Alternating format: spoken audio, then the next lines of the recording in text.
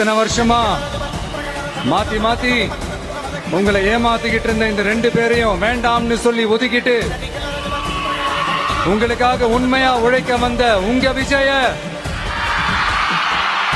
உங்க அண்ணனை, உங்க தம்பிய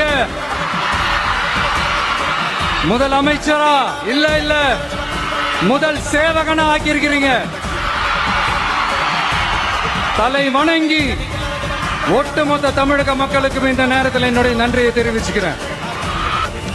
நம்ம அரசியலை பத்தி, நம்ம பேச்சை பத்தி இந்த கிண்டலும் கில்லியமா பேசிட்டு தானே இருப்பாங்க. அவங்க எல்லாருக்குமே என் சைட்ல இருந்து ஒரே ஒரு ரிக்வெஸ்ட், தயவு செஞ்சு நிப்பாட்டிடாதீங்க.